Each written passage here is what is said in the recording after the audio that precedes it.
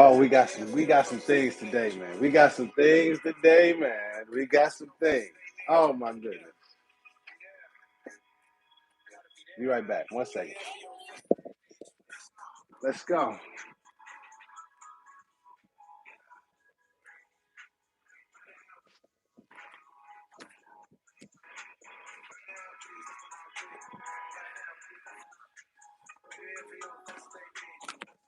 Hey, let's go.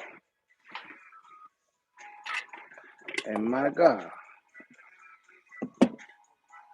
And my God. How you doing?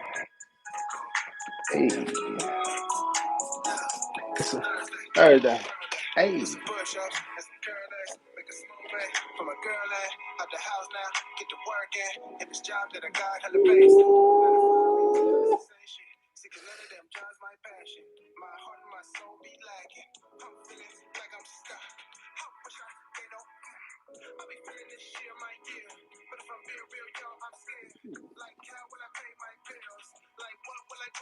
Fancy. Got your prawn action. Yeah. Shout out to Ben Tish. Churros. Oh my goodness. This come from Moorish, Mediterranean cookbook.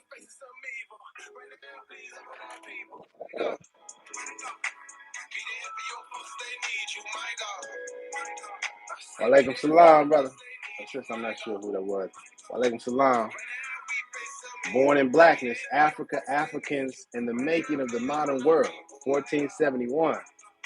Ooh, got to get it. Got to get it.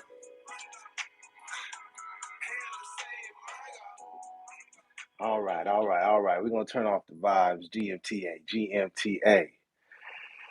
Oh, my goodness. We got some things to discuss. Peace, peace, peace, peace, peace. I'm Rami Salam El. Thank you for watching. Thank you for joining us. Omar Ibn Said, American slaves and the Moorish connection. Oh my goodness, Rami, we got one for us today.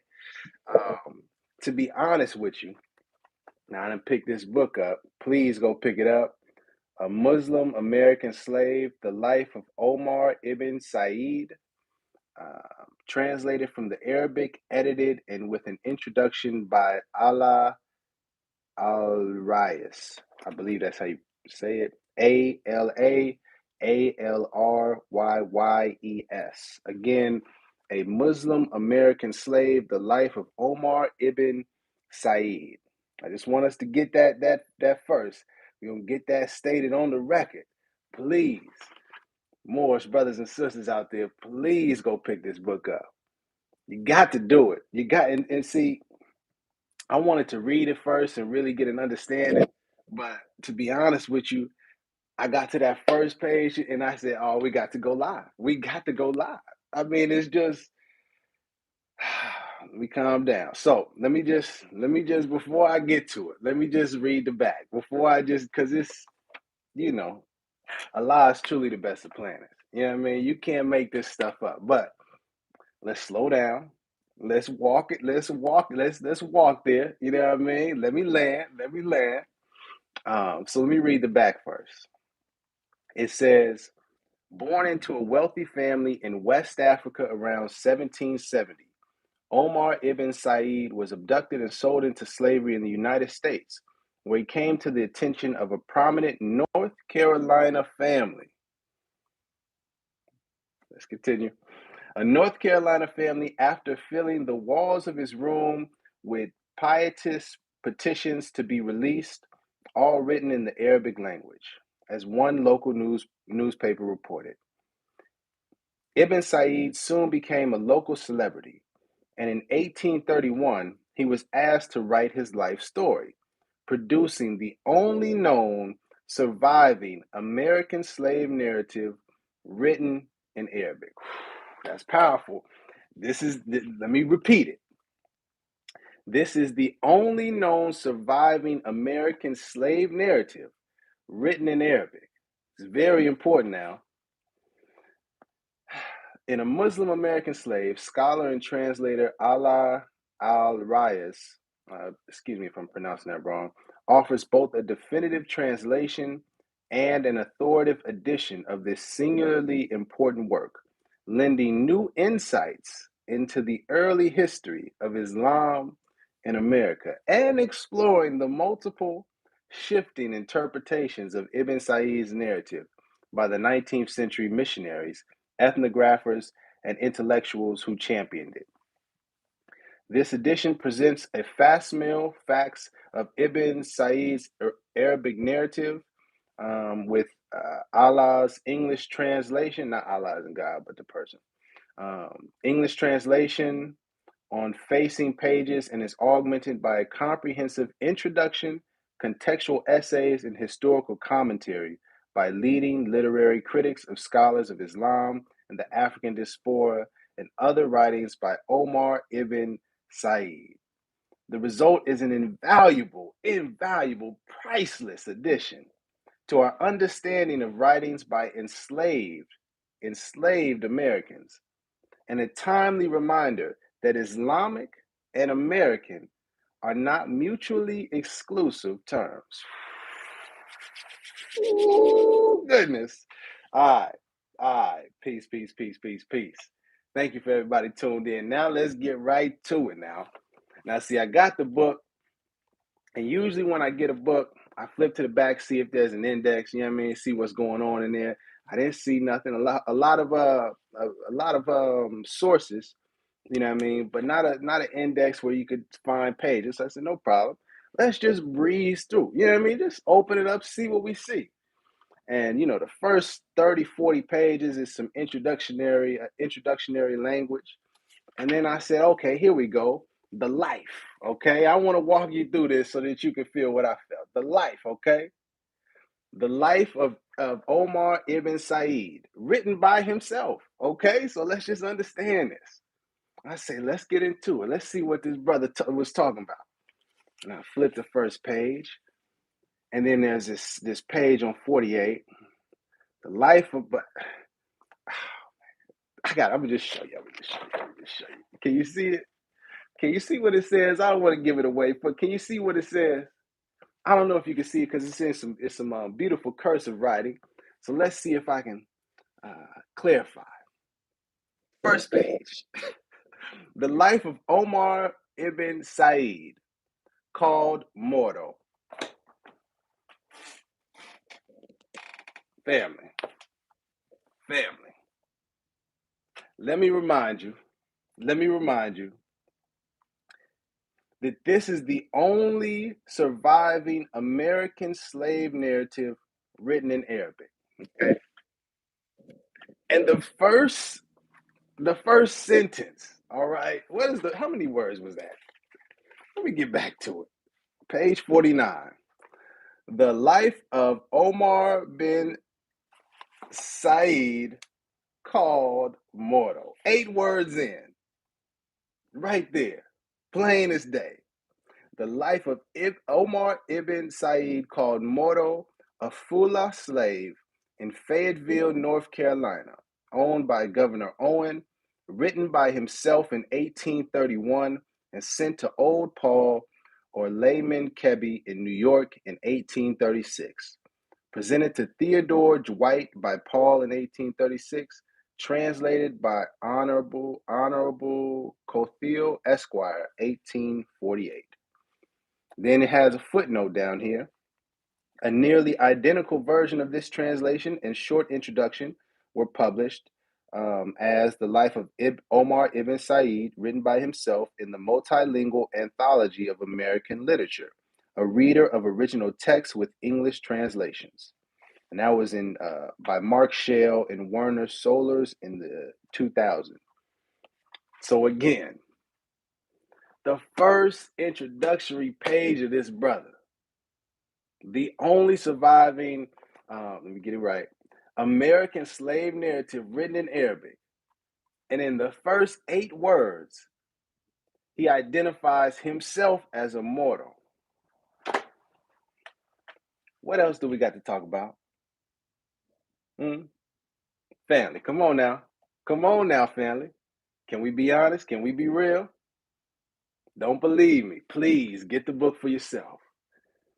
Get the book for yourself, and let's not just stop there because it don't just come on, man. You thought I was.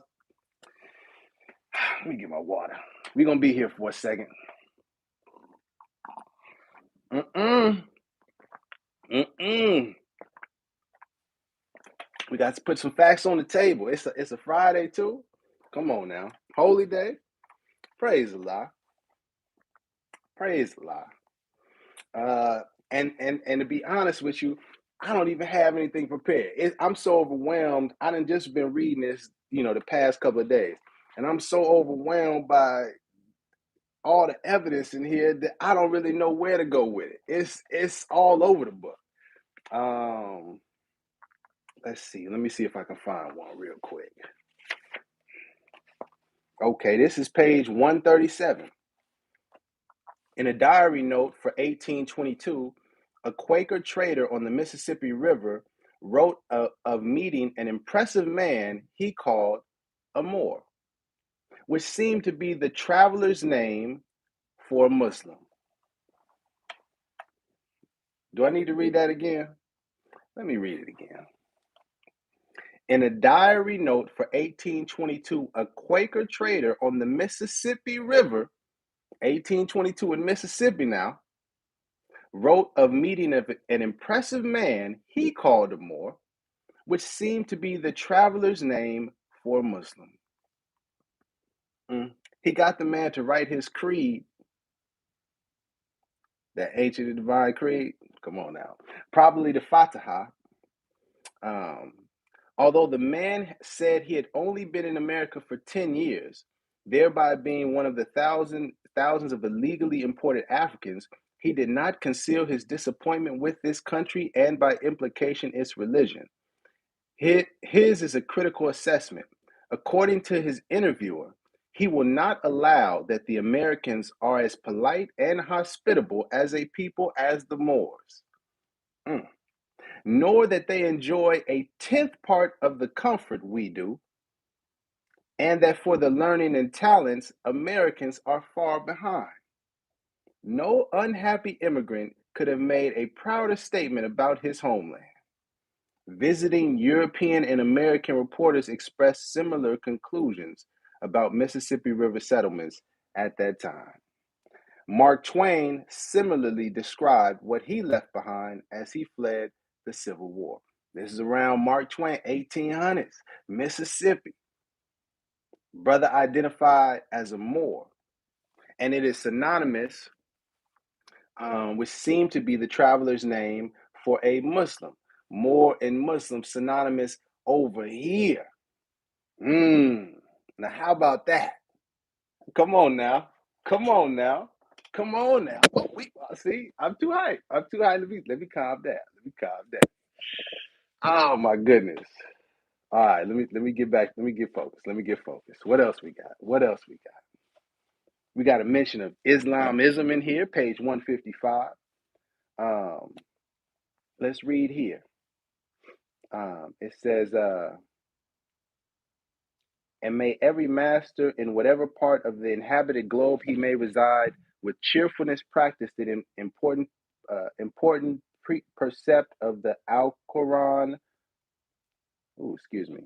With cheerfulness practice that important precept of the Al Quran. Masters, treat your servants with kindness.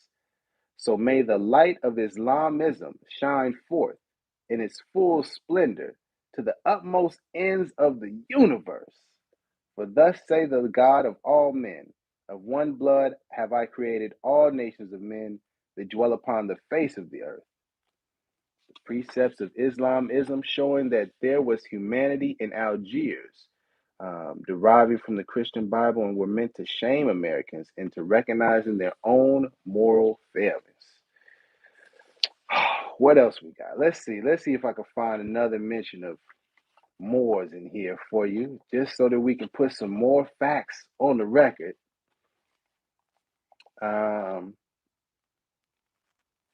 Page 217. In the respective family, page 123. I just remembered. In the respective family of General Owen of Wilmington, I became acquainted with a native African whose history and character are exceedingly interesting, and some sketches of whose life have already been published. I allude to Moro, Moro, or Omora, a Fula by birth, educated a Mohammedan, and who long after he came into slavery to this country retained a devoted attachment to the faith of his fathers and deemed a copy of the Quran in Arabic, which language he reads and writes with faculty or facility, his richest treasure. Mm, mm, mm. A Fula is also referred to as immortal. Now, mind you, Omar Ibn Said was from West Africa. We're gonna get there. Matter of fact, while I brought that up, let me see if I can find that page that I found. 1 second. See, I should have had some things together because I found out a not so pretty side to our Moorish history that we got to own too. We got to own the good and the bad and the ugly. Yeah, we can't just try to accept, the beautiful side of things because, there's some other sides to us that wasn't so good. Mm, mm, no, that's not it. There it is. Page 167. Yes. Um, 167.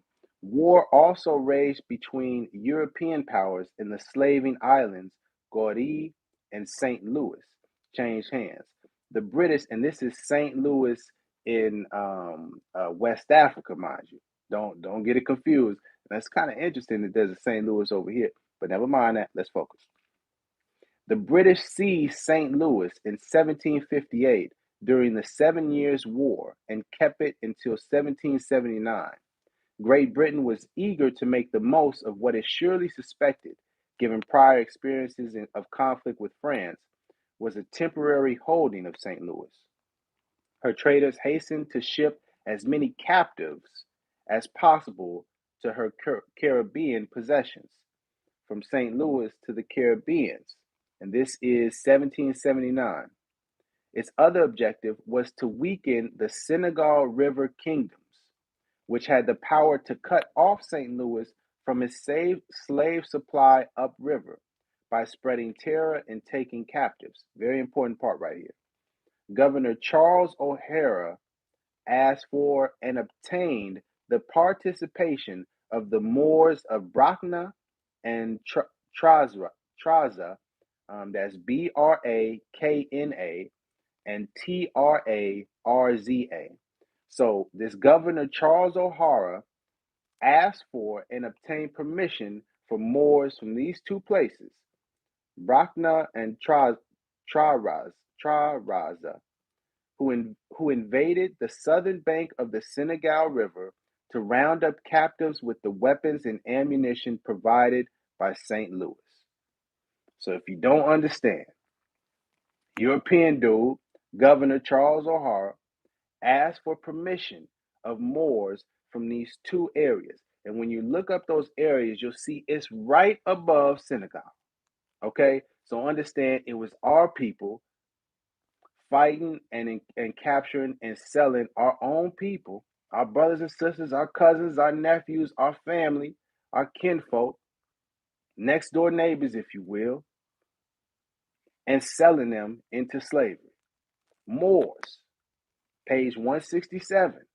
Some Moors in the area of Brakna and Traza, Brakna, Traza.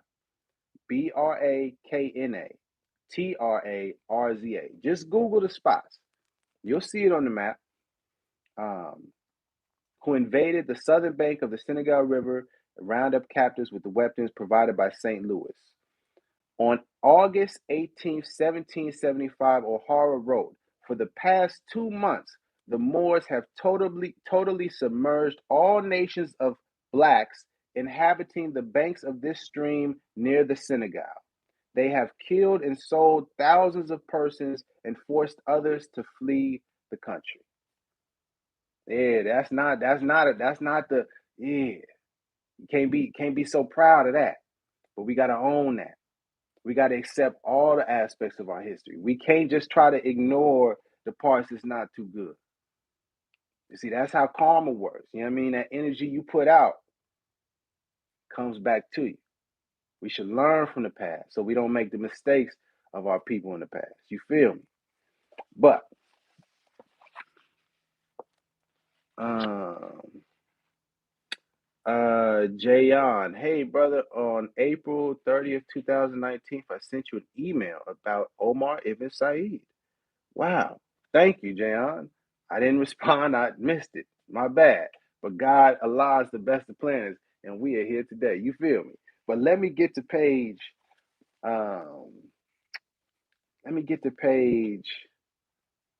one. Oh, well, no, now I got to read this one. Page 107. Then we're going to get to page 120. We got to get to page 123. Do not let me forget page 123, coming out of A Muslim American Slave, The Life of Omar Ibn Said, um, translated from Arabic, edited with the introduction. Okay, let me focus. Page 123. But first, page 107, real quick. In North Carolina, 18 oh, yeah, let me just say. In North Carolina in 1808, a $100 reward was offered for the apprehension of Arthur Howie, a white man, quote unquote, a white man who had taken away a slave named Mustafa, commonly called Moose, described as polite and submissive, and a handy fellow with most tools or about horses. That same year, Charlestonian R. Harriot also suspected that an African wench named Fatima, who was about 20 years old and spoke very little English, may have been enticed away and is harbored by some worthless person or persons. However, most Muslim slaves, as was true of slaves in general, were quite capable of stealing away on their own, as reflected in Golden Guar's report from Georgia in 1792. A report from Georgia in 1792. A report from Georgia in 1792. I had to repeat that 3 times. You'll see why. A Moor slave man, about 25 years of age, named Muhammad, who is badged by that name but passes by the name Homadi in common. Oh, our peoples was slick. Oh, our peoples was slick. The brother was named Muhammad, switched it up. He said, "Hey man, I'm Homadi. What's up? I'm Homadi. Well, I'm not Muhammad. What you talking about?" Oh man, let me just read a little bit more real quick. The matter of absconding obviously involves the question of destination. Muslims were no different from other slaves in that they often sought refuge among American Indians. In 1781, Homadi had been absent from his owner in Savannah for 3 weeks and was suspected to be harbored among the Indians. My man Muhammad shook the spot on him. Got him out of there. Oh man. Okay. All right. Let me close it on out. But I just wanted to read a couple more. Couple more. Did I read 85? I don't think I did. Let me read 85 real quick. Then we'll get to page 120. Oh, damn. Because it's page 169 too. All right. We got to, I'm going to close it up. I can't read the whole book to you. Yeah. Okay. All right. Let me focus. Page 85.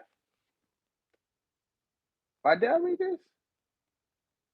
I think I read this. No, I don't. Maybe not. Let me read it one more time in case I didn't. I think I just read this before I got live. That's why. Page 85. Besides what Omar tells of his life, some additional facts may be found in an article in the New York Observer of January 8th, 1863. 1863. All right. Now, this is New York Observer 1863, entitled Miro or Mero, Meroh. That's how it's spelled. Very, very interesting. Mero or Miro a native African, and signed a wayfaring man. The writer, who was the Reverend William S. Plummer, Presbyterian pastor in Allegheny and professor in Western Theological Seminary, 1854 to 1862, says that he first met the man in Wilmington, North Carolina in 1826, and has seen him once or twice since, and that he was born about 1770 on the banks of Senegal. I write his name Meadow, Meroh. It was originally Umeroh, Umeroh. Some wrote it Mora, Mora, and some put it in the French form Mereau, Moreau. It is commonly pronounced as if spelled Moro. I mean, what are we talking about, family?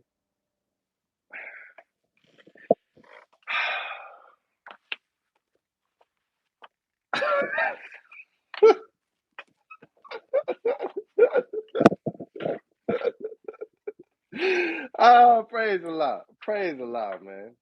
Page 123. Page 123. All right, here we go. Here we go. Page 123. I got to read both pieces.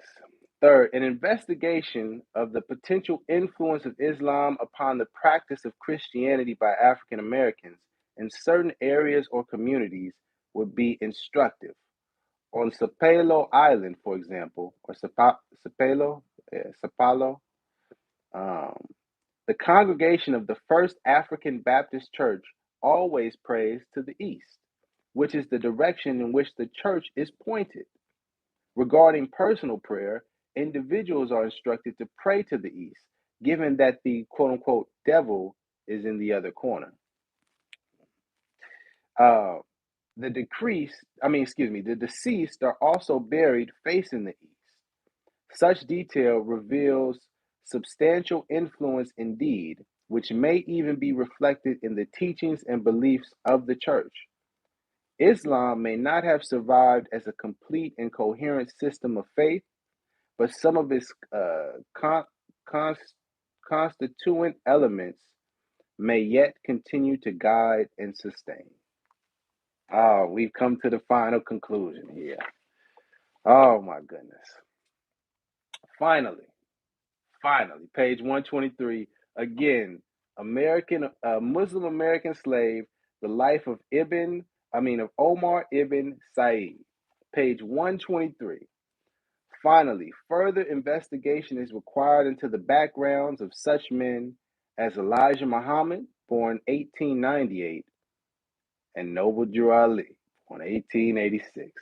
The latter having been the founder of the Moorish Science Temple in 1913 in Newark, New Jersey, also is referred to as the Kingite Temple, and the possible forerunner to Elijah Muhammad's Nation of Islam. Both men were born during a time in which Islam may still have been practiced by African born Muslims. Both grew up during a period in which the children and grandchildren of these earlier Muslims were at the very least highly cognizant of their Islamic heritage. Both were born in the South, Ali in North Carolina, Muhammad in Sandersville, Georgia. Elijah Muhammad is particularly intriguing as he came from an area relatively close to the Georgia coast. He was born Elijah Poole. His father, Wali Poole, was a Baptist minister and sharecropper. The term Wali means holy man or saint in Arabic and refers to individuals noted for pious living and miraculous feats.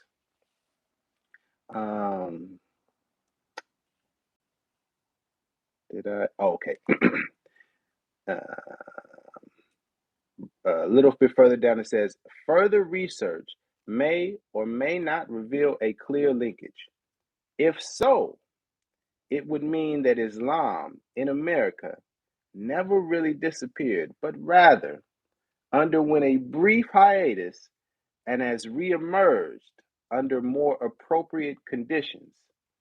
to resume its place as an important aspect of the history of the African experience in America. My goodness. My goodness. Mm. And at this point, I have to shout out um oh man, let me get the link. Let me get the link. Let me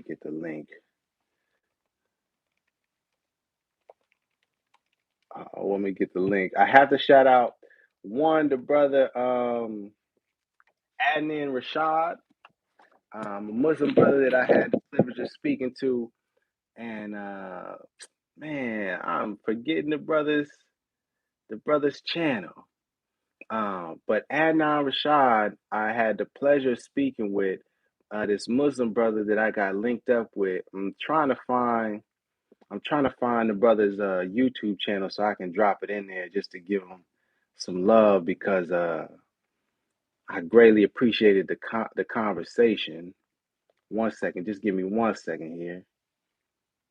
I just want to get it right. That's it. That Canadian brother. That Canadian brother. You see how a lot works, man? Um, okay, so the brother is named Sadat. Let me drop the link in there for you. Bam. Um, the brother, much love to the brother Sadat. Assalamu alaikum, brother. If you do watch this, he has the YouTube channel, That Canadian Brother. Please look it up. I had a couple of conversations with this brother, and he pulled in another Muslim brother by the name of Anan Rashid. Very well studied, knowledgeable brother, and he was the one that put emphasis on me picking up this book because we were speaking about the connections between Moors and Muslim and Muslim and Muslim.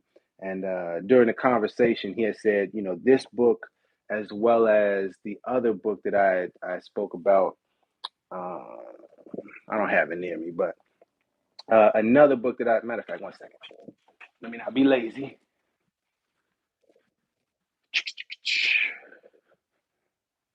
Servant of Allah, that's it. Praise Allah. So he had emphasized and he had really stressed the point for me to pick up this book here, Servant of Allah, African Muslims Enslaved in the Americas by Sylviane A. Diouf. And then also this here, A Muslim American Slave, The Life of Omar Ibn Said. Oh, praise Allah for these, for the authors, the writers, the contributors to these amazing two books. If you are a Moorish American, if you're interested in Moorish history, if you're interested in quote unquote Black history, if you're trying to figure out where did Black people come from, you need these books. Very powerful. Um,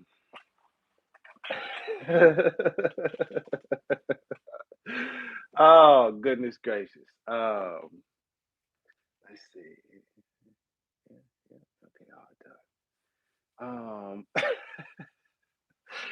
Let's see. Rami Latif. See, this is all right. Let me say this because this is on a holy day. It's like good energy. Here comes some negativity. You know what I mean? It's always that negative Nancy. They always want to. Let me say this. Let me read it first. Rami can't even tell you the most important key in this all. Obin Ib- Omar Ibn Said, Arabic writings is recorded with Ali, Circle 7, and Library of Congress. Rami, your studies are slow. You missed the whole key. Shaking my head. You gotta relax, man. Like, you gotta relax. If you feel I'm doing something incorrect, you know, you have the right to feel that way. I humbly would say that you make a video. You inform the people, brother Latif. You do the job. I'm doing the best I can with the information I got. I just picked up the book. I started reading it yesterday, and here I am today presenting the information to brothers and sisters that may not have the book. Rather than put negativity and, oh, Rami, you didn't say that, and you didn't point out.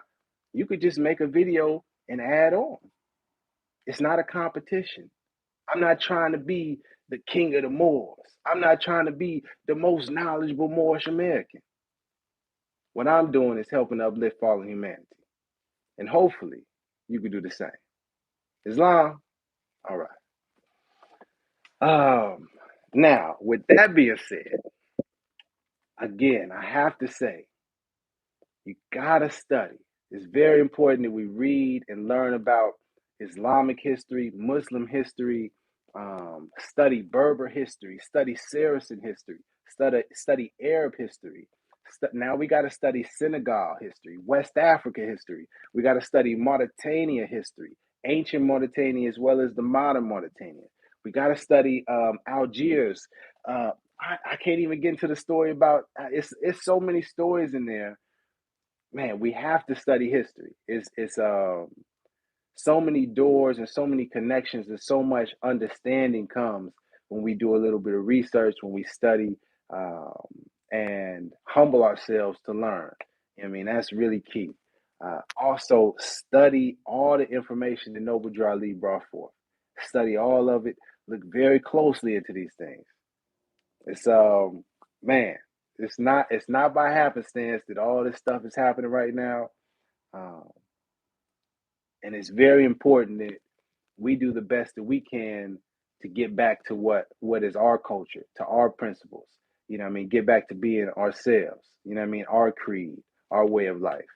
Um, and above everything else, you know what I mean? Even the people like Latif, you got to spread that love.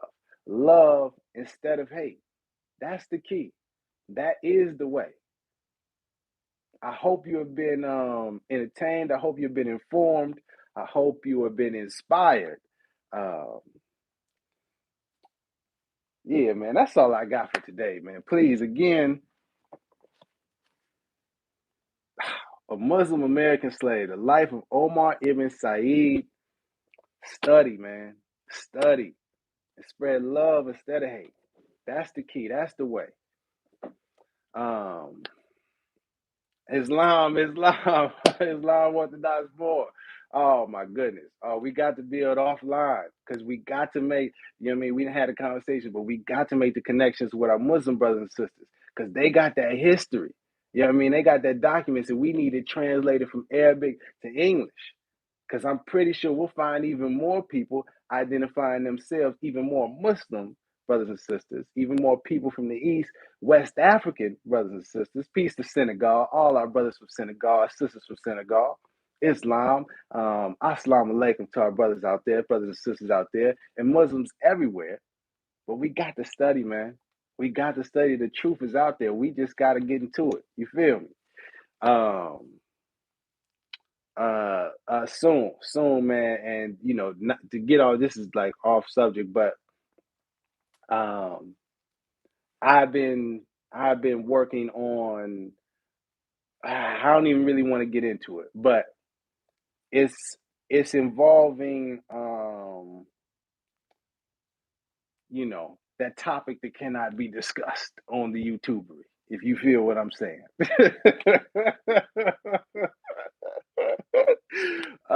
But seriously, I have been working on something that's extremely important in that realm in my kind of personal life. So that's why I've been a bit distanced from the channel.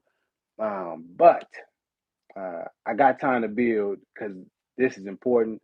Um, and just to be clear and to be transparent, I will be being more transparent about what I'm doing. It's just uh, hmm, at this time, for legal and lawful reasons, um, I have to be careful with how much I say, if that makes sense, if you follow what I'm saying. But in due time, we will get to that. You feel me? I just got to figure out the best way to go about it. Anyways, much love to you all for watching. Um, yeah, much love to you. Love instead of hate. Love is the key. Love is the way. Assalamu alaikum, Islam, um, peace, hotel, all of that good stuff. And you have a beautiful and blessed day.